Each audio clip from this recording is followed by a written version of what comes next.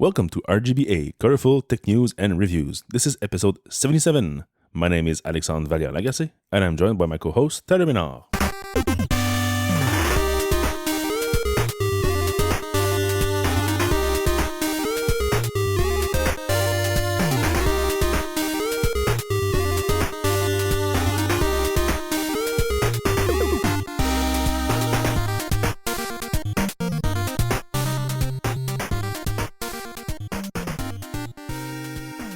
All right, so let's start with some follow-up. With all the big battery kerfuffle that happened over the last couple of weeks, when your battery is getting old and cannot hold a charge or cannot provide sufficient power to the CPU, your old iPhone 6 and 6S were restarting. Apple released a fix in 11.2, I think, that supposedly fixed this by dropping the power of your CPU so that the power requirements would be lowered. This worked, meaning that the phone does not restart, but the problem is that people were complaining that their phones were getting slower now. And Tim Cook finally came out in an interview with ABC saying that people will be allowed to choose if they prefer full performance with the risk of a restart or lower performance but a more reliable device. And there will probably be a little link in the settings that points to a page with all the details.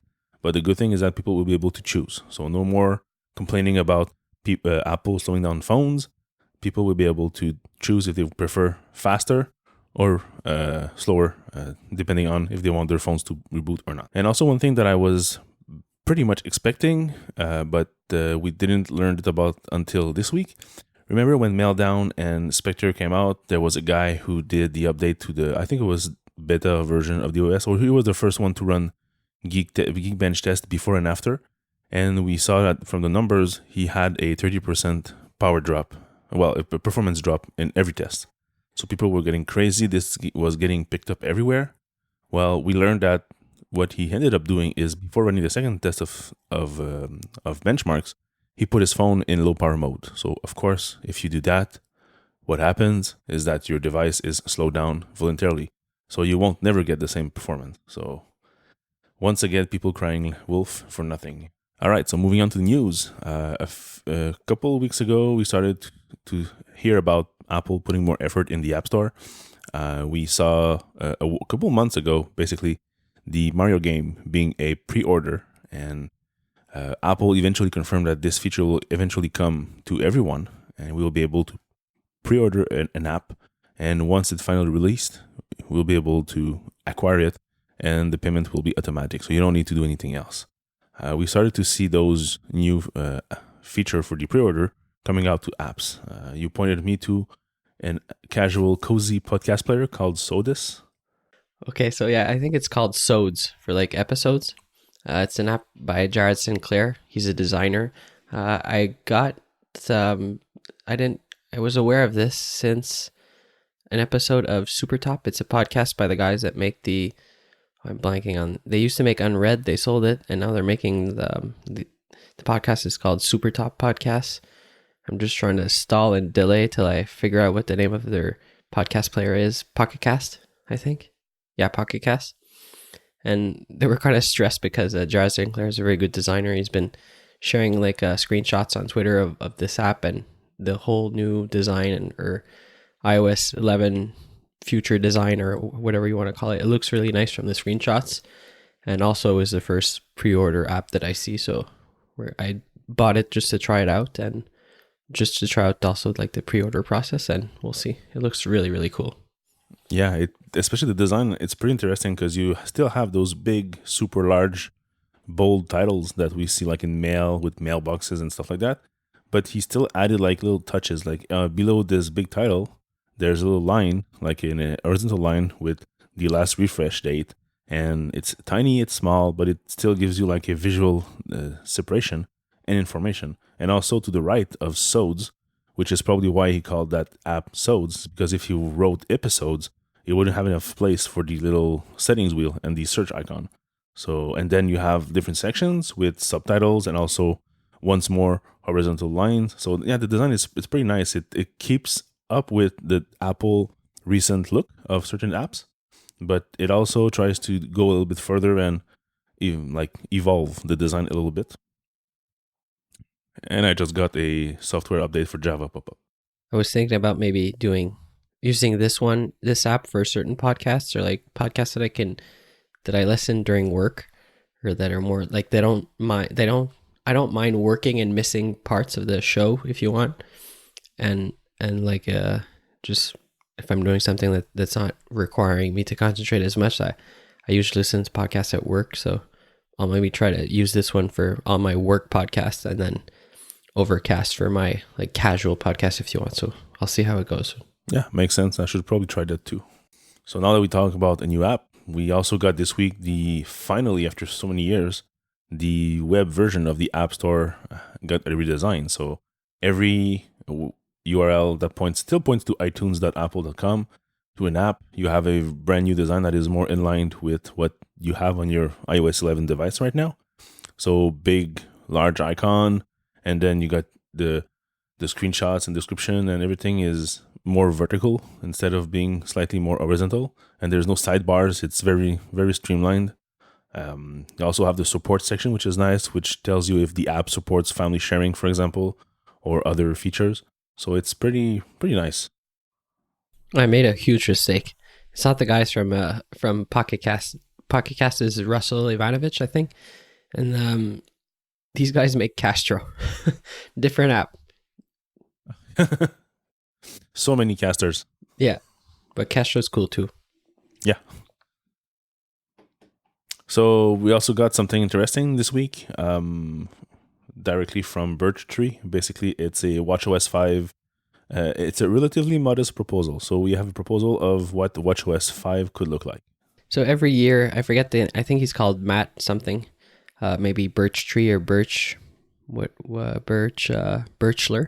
Every year he releases this, like watchOS, what I want to see in watchOS. So he's been doing it, I think it's his third year. He did it in 2016 and 17. He has a little podcast too that you can listen that goes along with this like article. So he goes through a couple of things that he wants to see, like the see your watch face. He wants to have like third-party apps like YouTube or just what's the cool weather app? Carrot Weather. Like Carrot Weather could come in and put stuff into the Siri Watch app, or just put the temperature. And if you use a third-party calendar, I think even has like a remember or don't forget the milk there, the app that Stephen Hackett is always talking about, like the to-do list thing. Remember the milk. Remember the milk, yeah. I always love that name and icon. I don't know why. He's also talking about the cow, yeah.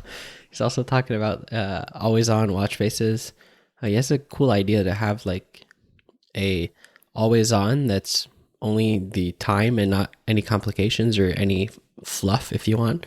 Then when you open the watch, if you want, or if you look at the watch, you have the full complications and everything. But I don't really know why you'd want always on if you don't have the whole thing always on, because the point is always on is when you flick to show your wrist, you don't want to wait for it to light up, or sometimes it doesn't light up. That's the whole point of having always on, is you don't have to do the flicking the wrist thing there that we all hate. So that's one.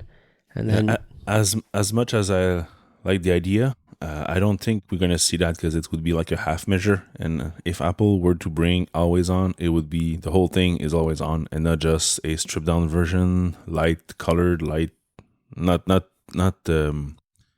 with the backlight not too strong, because this is an OLED screen, so it's either the pixels are on or off. And I understand that if you have, let's say, a very minimal interface and a lot less content to display, then you use a lot less power, because you only have, let's say, 20% of the pixels that are lit.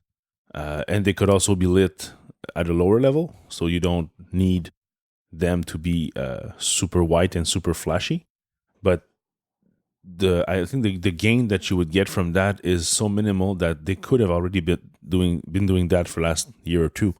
It's just that if they want to bring always on, it would be always on. So no more wrist flicking and everything. So everything will be displayed properly forever. So that's what I think will happen if they ever choose to do an always on feature, and not just like a half measure thing. Yeah, He wants also third-party art watch faces. Sorry, that would be really cool to maybe have completely new designs and like people just trying a bunch of things. Like even the screenshot he has here with the big hour and like across the screen, and you can look at the screenshots. You'll see it's pretty cool. Yeah, it's pretty nice. Workout. He said that they nailed a lot of stuff in watchOS 4 that he was asking last year at the beginning of last year. So I think he only wants sleep tracking and automatic workout tracking. That would be cool. And I like this part. He says, as someone who lives in the Midwest, I'd love to be able to select shoveling as a workout. And he also wants ice skating, sledding, to like all Canadian if you want workouts, if you like the stuff that we do outside. Yeah, which makes sense. And I would add skateboarding to that. Oh yeah, true. It's still not there. That's weird. And then he wants a better podcast app because we all want a better podcast app to be able to listen to podcasts individually with only the watch on. But we have a underscore David Smith that has a little nice app that you can do that. This is supposed to be a workout app that also integrates podcasts, and then a whole bunch of little stuff, but nothing. He's even asking for updates to the Breathe app. When I was reading this, I remembered that there's a Breathe app because I completely forgot about it. I think it lasted a week last summer when we were running the betas, and I turned it off right away because it's just annoying to stop and breathe. But yep, me too. I also remembered it when I restored my phone and my watch from a brand new device, and I kept getting like, "Hey, breathe." I'm like, "What do you think I do? If I don't breathe, I die." So turn that shit off. I wouldn't be looking at this if I'm breathing. But I get the point of meditation, and people like to take a second to calm down. But as is right now, it's not really useful for me.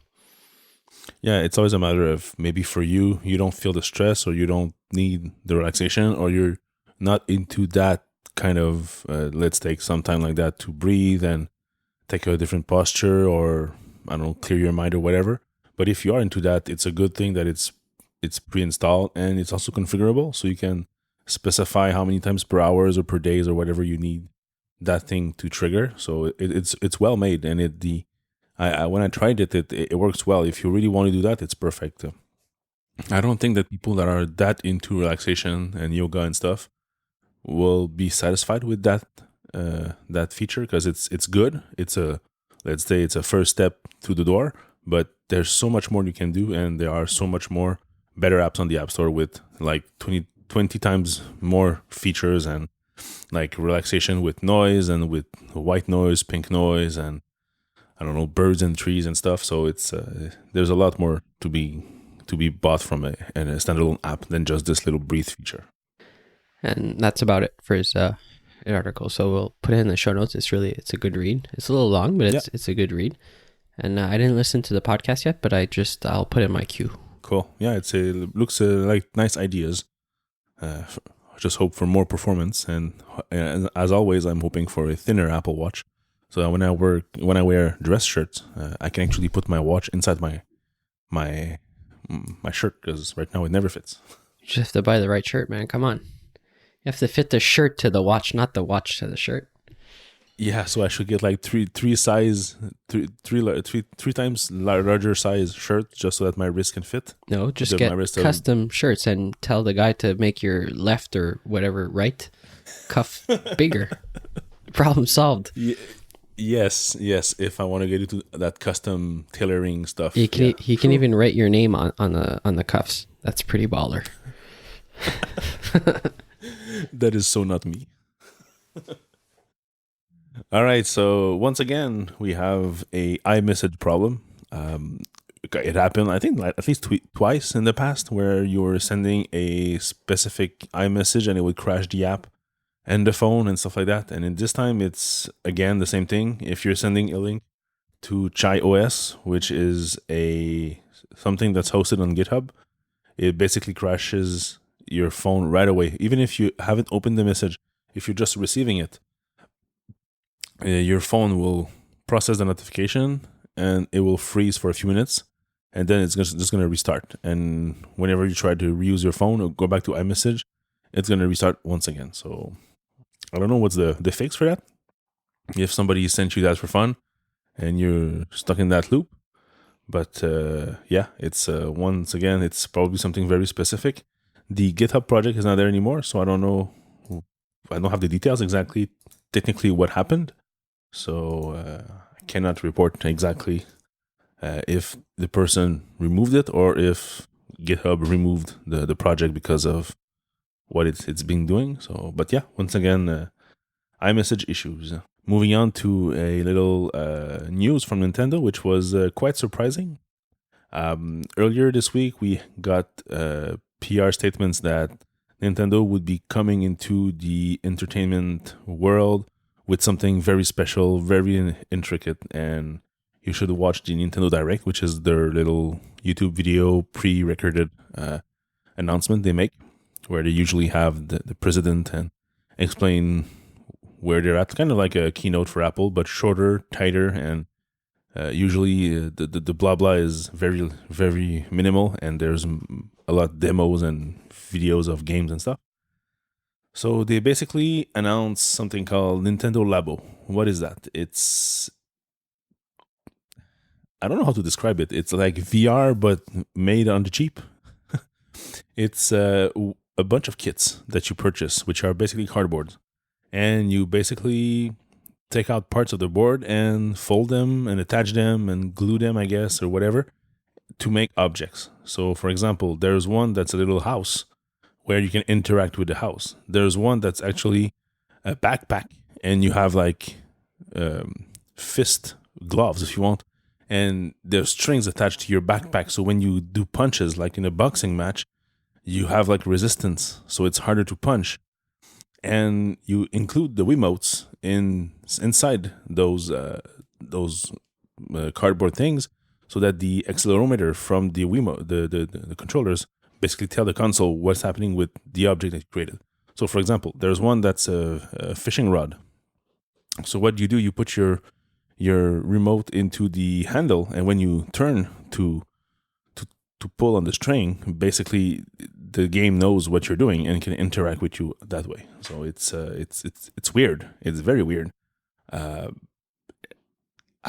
kind of have nothing to say because it's surprising. It's interesting. I have so many questions.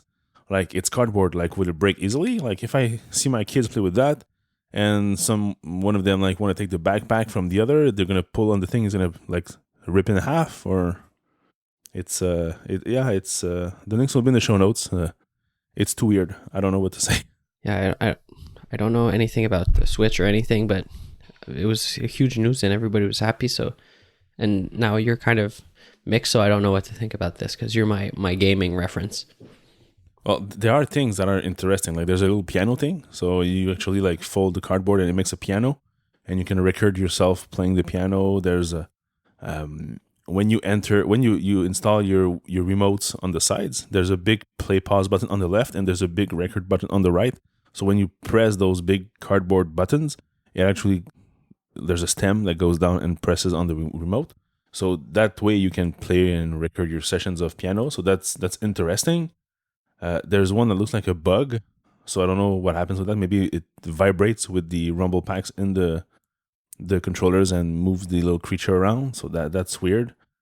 There's one that's like a fishing rod, like I said. So you have like no, not a fishing rod. It's like a motorbike or something. So you have the console installed in front of you so that you can view the screen, and you have handles on both sides which are perpendicular to the console. And you put your Wiimote in there, and then you have a bunch of buttons and triggers, like the brake on a motorcycle, and so it's very weird. So it makes sense for Nintendo, because Nintendo has always been the company who makes new interactions, and to have people enjoy them, they make tech demos, and when they have enough tech demos, they make a game. So, like, for example, Wii Sport came out exactly that. They wanted to build that motion triggered controller, and they wanted to experiment with it. So they built in-house like a bowling game, and eventually they put on more work on it, and it became a real game. But then they wanted to say, okay, what happens if let's say we we try to twist a cap or untwist a cap. Okay, so then they make a tech demo of somebody twisting a cap with the controller and the movement.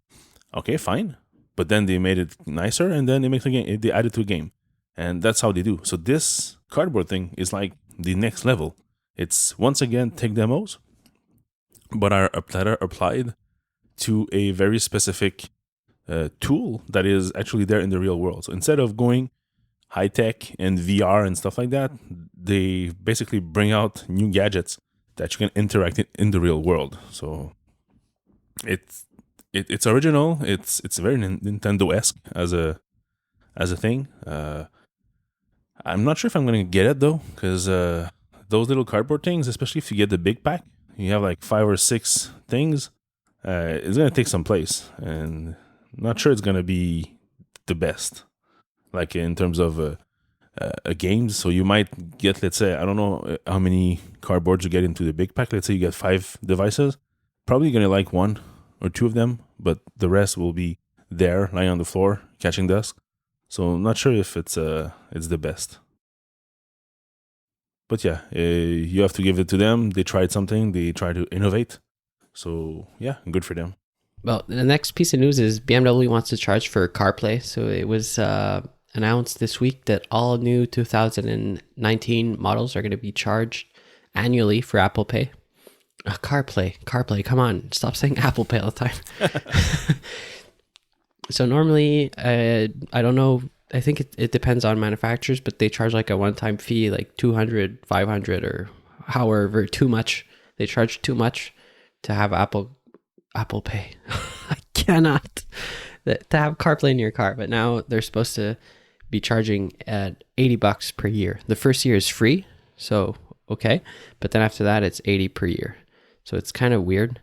They've been comparing it to like net neutrality, because it's like if you say, like they said in the article here, it's like if they start charging $5 a month for YouTube. That's a free service. It's just Apple CarPlay is supposed to be a free service that you have in your car, but now they're charging monthly for something that I don't know how it works. It's not even going to update. Like, what are you paying per year for? Yeah, well, the car companies are the best to charge you for nothing, for like air, for software.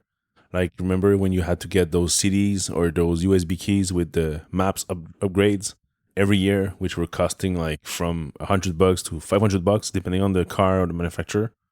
And it's basically just like a couple of megs of updated data that they ship you, that you have to go to the dealership and get installed, because they don't want people to share those USB keys or CDs. So I'm not surprised. I'm surprised that Apple did not Apple probably had trouble getting CarPlay into the cars, probably because they said that this has to be a free feature and not something that your customers will need to buy. And that's probably why we haven't seen it go into cars into as many models as we were expecting. And probably at one day they decided that they had to remove that clause and let manufacturers of cars basically charge for CarPlay, which is stupid in my opinion. Like, this is a selling feature for a car. I shouldn't have to pay for it. And it should also have Android Auto integrated. And just don't charge for these. These are like basic features that are not even like taxing your car. Like, it runs on the phone, and the phone sends some information to the dashboard, and that's it. So you don't need like a more powerful CPU. You don't need a more memory or whatever. It's already like embedded devices that the processing is all done on the phone. So there's no reason for them to charge that. And especially now, like you said, $300, which was a total racket. And now it's $80 per year or $160, depending on however long you need the service. It's like, it makes no sense. Like, there's nothing coming to you extra every year. Like, every update for CarPlay runs on the phone, and the car is like the dumb terminal, if you want. Well, no, they've been updating it. Like, now you can have it through Bluetooth. It used to be only wire, but and they have to have a screen, and also, so I get the one-time charge for like the hardware if you want, but I don't get the upgrade charge, because they're certainly not going to upgrade your CarPlay like unit in a year or something when an update comes out. Like, if it's available through Wi-Fi now or whatever, if it's available through infrared, they're not going to add a module to your car and make it work. Okay, but they don't add CarPlay because they don't have like a dashboard screen and stuff because of CarPlay. They already have it, and they have their own software running on it, and they add the option to be compatible for CarPlay. So it's not because of CarPlay that you have to pay more. Everything was already there for their own software. It's just an added feature that requires no more hardware, except like you said, if you want to do CarPlay over Bluetooth, there's probably like A chip or requirements to get something. a chip that is more recent than the one they used from 10 years ago. So, okay, I understand. That makes sense. But like if you want good old regular CarPlay with a cable, even if there's like an added expense for them, knowing the car companies, like when they make like a radio module or a touchscreen module, whatever, they usually take that exact same thing and they add it to like 10 different models. So the added work to be compatible with CarPlay is so minimal and it's spread across so many lines of products that for them it's just like a rounding error. It's not even important, but they just want to nickel and dime you once more for something that is not tangible, just because they can make lots of money with lots of profits on those options and just screw the customer once again. Do you don't have it in your car, right? It's too old. No, but all cars have it now. Yeah. Well, I have a Lexus CT200H, which is a 2011 car. No, not even close.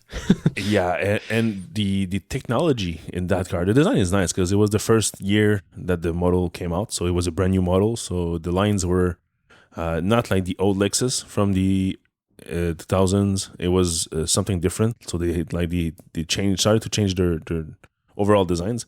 So I don't have like the super aggressive look of the IS.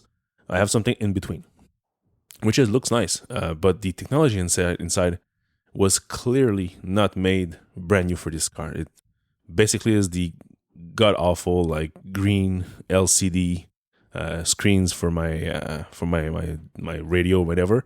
I don't have any displays, and the displays that were available at that time, I tried them on a fully spec'd model, and it was like click, then you wait 2 seconds. Click, you wait 2 seconds. If you drag the mouse, it was like Oh yeah, 2 Lexus frames per second. had the mouse problem too. No, they had like Yeah, well, a cursor on the screen that you had to go around. yeah, well, it's not. It's either a cursor because there's two modes: the cursor, or just when you move the little whatever mouse thingy, it goes from element to element. So it can work nicely, but seriously, just put a damn touchscreen, and that will be so much faster. That's what I thought when I got those loaners when my car was in for service. I was able to test every model of Lexus available except the. Well, I even got an LS once, which was an older model, but still, it was an LS. But none of them really had any technological gadgetry that would like that would make me call this like a this year's model. Like, you know, I was always getting like the very latest models at the service. So yeah, it's not cars are not something that are technologically interesting. It's always old parts, old components, and you can see that whatever you have in your car today, it's in a brand new year model car. It was probably like conceived or engineered like 5 years ago, because everything is so slow and so late in cars. It's crazy. Okay, because I've tried it in 3 cars right now, and it's all the same. It's exactly the same thing since it runs off your phone. I've never tried it with the Bluetooth yet. That's the next step. But even the touchscreens are the same. What do you mean? There's no touchscreens. You cannot touch the screen on CarPlay? I tried it on one that wasn't touch. No. Okay. So And what do you then do? the other You one? use your phone? No, you use like the wheel or whatever other thing they have to interact with your screen. Oh yeah, I was sure that you had to have a touchscreen for CarPlay. No. Okay. Well, that's even worse than I thought. I was expecting like capacitive screen that would be like good quality screen. Like here are the base specs for that. And no, you don't want to use touchscreens in a car. Why? Because everything moves around all the time. I want a wheel, like dedicated thing that doesn't move, so I don't have to look at the stupid screen to change the temperature in the car. It's like one of the big problems with Tesla. There's like 200 menus you have to go through to change, like to put the fan on 3 instead of 4.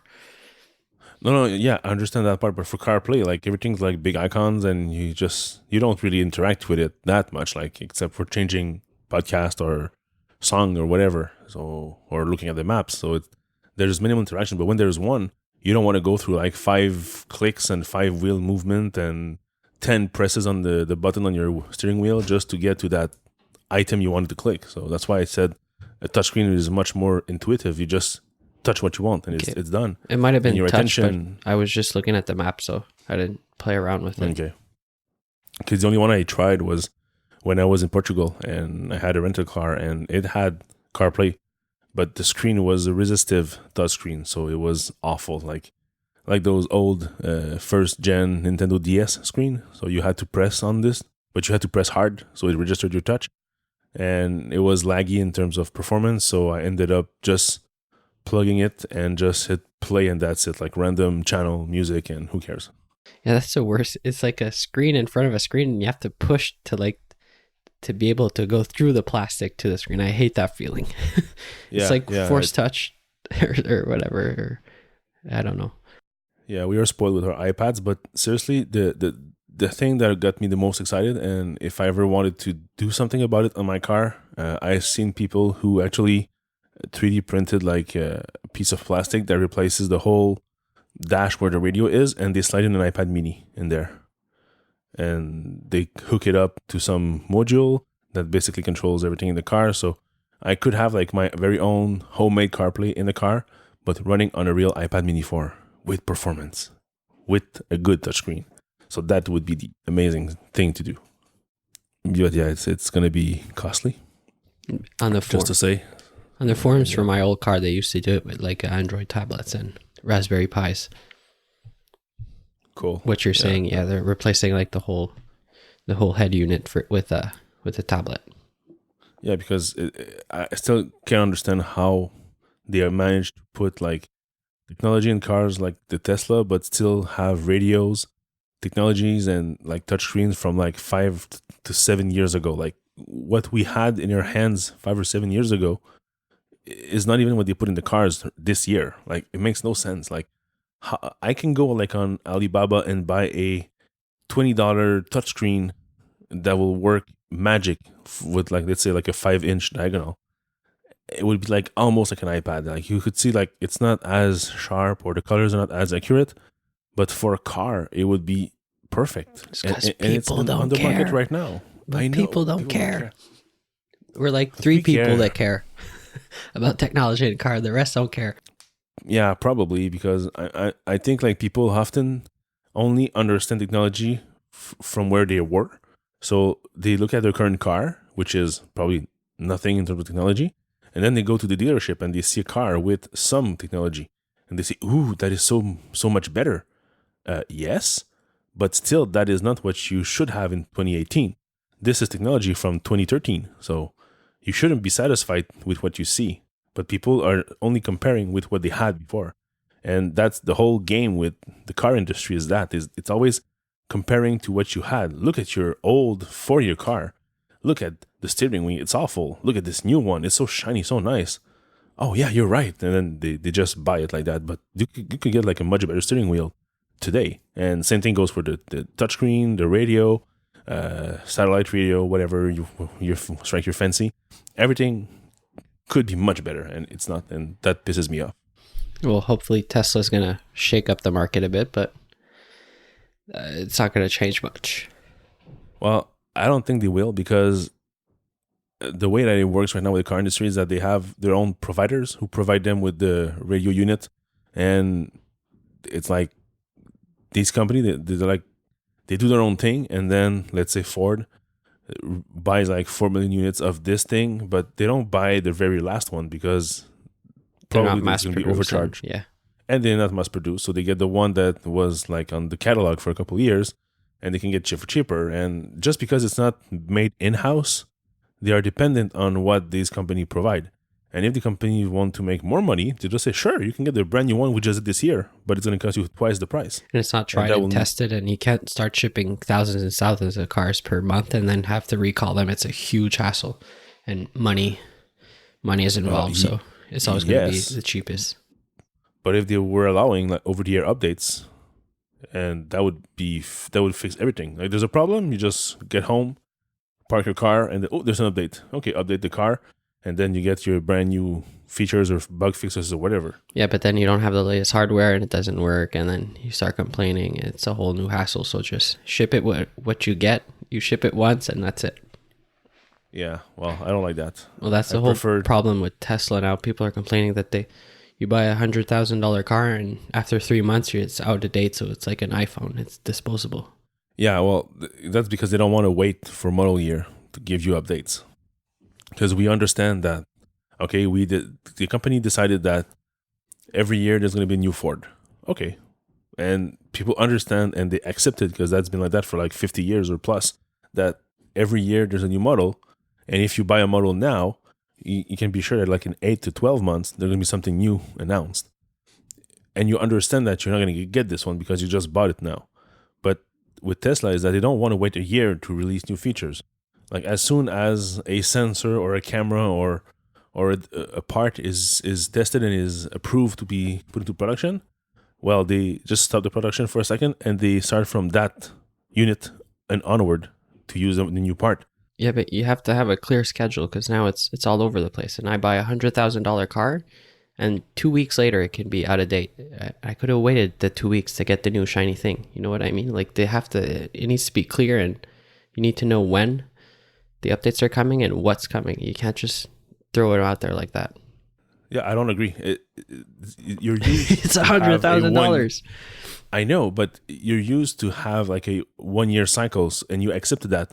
But what if I tell you, like for 50 years it was a 2 year cycle? Put it 6 and months. Now it was a 1 year. Months. You would react the same thing. Yeah, or 6 months. Like, you would react the same way. So I don't think that it's a problem. I think that what they do is perfect. That every time there's a new thing, they can put it in your car.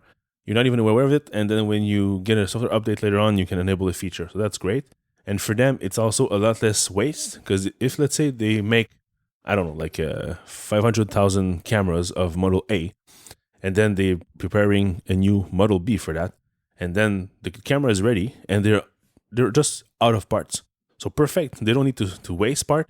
They just get Model B in line, and then install Model B instead. So a lot less waste, a lot more flexible in terms of assembly, because there's no waiting for our old parts, or there's no reordering of old parts from a provider. It's always like dynamic, and that's better for that. And the car gets better faster. And yes, if like you buy a car today and tomorrow there's a self-driving thing and you miss on it, it sucks. But that's more customer service than anything else. But they don't know. Nobody knows. It's not like if it says every October, like the new iPhone, it's coming out. You wait, or if you don't care, you don't wait. But I want the latest, greatest. If I'm paying $100,000, like give me what's good now. Don't give me what's good, and then 2 months later say, oh, no good. Oh, there's a new update, but you can't run it because you don't have the hardware. And then if you want to have a recall, not a recall, but upgrade it, it takes months and months because they don't have enough parts. So get your together, Tesla. Yeah, but except from the self-driving features, like, does this happen with a important enough part that people were like so pissed? Like, if you get a new, I don't know, like a new knob, who cares? Like, the self-driving, that's another scam. Yeah, but like at one time they announced that they were gonna have eventually self-driving cars, but they didn't tell Model S owners that if you got your car since, let's say, October of last year, you already have the hardware in there, and it's just a software update to enable it. So yes, if you purchased your car in September, then you got screwed, because like a few weeks later you had like this major new feature that requires a ton of hardware to use. But except from that single event, is that happened again with Tesla? Like another feature that people were like so badly wanted, but just because they purchased their car like a week before, they didn't have it? I think the rest is just like new tires or different kind of brakes, or like nothing major. They take out packages. Just make clear versions. I don't care if it's out every year. Just make clear versions so you know what you get, and you can know, okay, wait, I'll wait for the next version. Because now they just, this color is no longer available. Like, what do you mean they're no longer available? There's no clear model year. There's nothing. It's just in the middle of the year or in the middle of the cycle. There's no clear cycle of like, we've have a bunch of updates. We've shipped a bunch of updates. Here they are. I get it with software. Software you can update and all that, but hardware, you can't just start changing the model. Imagine if, like the iPhone 10 I have right now, like if I bought it 2 weeks later, I'd get a new one with a better sensor for Face ID or whatever. Like I'd be pissed. This is just not $100. This is $100,000 car. It's not $1,000 device, which is a lot. Like you can't just start shipping new stuff all the time without telling customers. They don't know what to expect. Okay, the thing is that you probably have a better Face ID sensor than the guys who got their phones first day. I don't believe that. I can put money on the table for that, and I'm sure that I'm sending it to iFixit right now. Sure, go ahead. I'm putting $500 on the table that you actually have revision B, C, or D of components in your phone that are not the same that when they released the phone the very first day in September. I am sure of that. So you just don't know about it. The difference with Tesla is that many of those components are customer visible.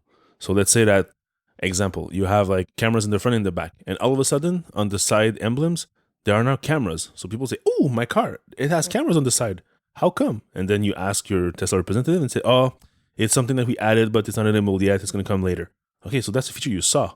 But how many times in your phone over 1 year, they change the parts and they change suppliers and they change the version of the parts, and you just don't know about it because you don't have a clear listing of every component in your phone and which version and which model and everything. But I'm sure this happens with everybody. It's just that Tesla has some customer-facing features that you can see, and that's why people are able to compare and say, oh, I don't have this camera on the side. How come? When did you get your car? October. Me too. Which week? Last week. Oh, me was first week. For 3 weeks later, I could have gotten those cameras. Damn. So, but it happens, I'm sure, for every devices you have in your pockets right now on your wrist, and you just don't know about it. And no, I don't believe it. Like you can't just start adding new parts to a device that are making like hundreds of thousands per year. You can't just start changing and risking, if you want, a new part on a phone. Like they've been tested. It's like a code freeze thing. You get the parts, that all works together, and you ship that phone for a year. But that is the thing. That's the thing. It doesn't always work together. There's always hardware bugs also, and that requires components to be updated over the time the product is being shipped. And Apple is lucky enough that they make so many units that they don't have the stock problem. Like once that they're done with this part, they have the revision B coming, and for them it's easy to iterate, and they do iterate. Don Melton never buys an iPhone that is revision 0, he calls them. And he always waits for his hardware friends at Apple to tell them that, okay, now we just updated the board, it's now revision B. And then, okay, he knows that the board that was coming out the first day had problems, and he waits for the second one just because he knows that there's going to be like hardware problems that are going to be probably hard to diagnose and give you just maybe, I don't know, like slowness sometimes or little problems that you can't really isolate. And he wants to get the board that has all the fixes in. I understood he was waiting for like a whole new version. Like my laptop is the first version, but they updated it. They have a new 2007, like the late 2007. That was revision B, from what I understood. Oh no! It's the same year model. So when the phone came out, like for the iPhone 7, for example, he wanted to get it. He was waiting for it, but he was just waiting for his friends that still works at the Apple hardware department to tell him that the revision B board is not available, so you can go and buy it. So he waited. I think he waited like 2 months before getting it, and he got the revision B boards because he waited a couple months. So it's the same year model. It's just that they iterate the hardware and they do hardware patches if you want, and they fix the components like that. And yeah. But yeah, anyway, for those who are paying $100,000, I understand that if something comes up the very next week, it's a pain. And that would, if it's an important feature and it's not just like we replace the camera with a newer model that is just better and you don't see the difference physically, then I don't think we should be aware of that. The same way that we don't know if the camera module from Sony in your iPhones is the same for the whole 12 months that the product is being sold. I'm pretty sure they changed it maybe like 10 times over that period because they have the specs are the same, but the manufacturing evolves and finds a way to make stuff better, or maybe they add a little ring here or a little component here to make it better, I don't know, for optical stabilization or whatever. Or maybe they have like a bug that in very specific conditions the hardware thinks that you're moving, but you're not. So it makes a fuzzy image. Well, they fix it via hardware when they cannot do it via software. And that comes in the production line maybe 3 weeks later. So there's a bunch of things going like that we don't know about and that we cannot physically see. So that's understandable. And I agree that this is a way to go. In terms of cars, I think they should do the same thing. The only thing is when it's a major feature, like let's say self-driving, if you have it or not, that's like 50 components or more. And that should be clear. Like, okay, if you want to get that feature, you have to wait for, I don't know, like in 6 months. That's when the feature comes out and that's when you can buy it. Because like you said, like if you bought your car a week before, you don't have it and it sucks, but you pay the same price that the guy did the week later and he got it. So that I understand. But for smaller features, we don't care. Like, let's say they ship, I don't know, like a new door mechanism that clips the door. Like, you don't care. As long as your door's on the crooked, you don't care. That's another problem. Yeah. But also, let's not get like, into that. on the used market, since the years doesn't mean anything, like, it's going to be impossible to know, I'm buying this used 2014. 2014 had this and this and this features.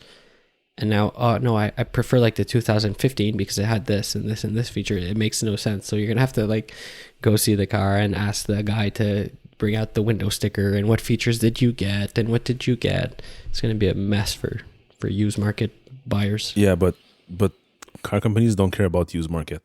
That's the thing. I know, but I'm the used market. I care. I'm the used market because I'm not buying new cars. They don't care about you, so. Yeah, but I understand. That's also a big problem. I did try one time to look at Model S's that are used and trying to compare them. Like, what's the difference between 2013 and 2015? I don't see no difference, but I know Tesla does so much stuff over the years that it's probably not even the same wheels or whatever, but I don't see the difference visually, and I don't have a clear list, so it's very hard to know. Because there's some right now for like 50, 52, 57. Yeah. But they're 2013, so I don't know what that means. And there's only 60 kilowatt batteries in them. Yeah, there's a small battery, and they also have a less capacity. They probably run on low power mode. Yeah, they're being throttled. Yeah, for sure. All right, that's it for episode 77. You can find the show notes at rgba.fm/77. You can find us on Twitter at _RGBAfm. I am on Twitter at Valia, VALLIERES. And I'm Tyler Menard, TYLERMENARD. That's it for this week's car show. See you next week. Have a nice week.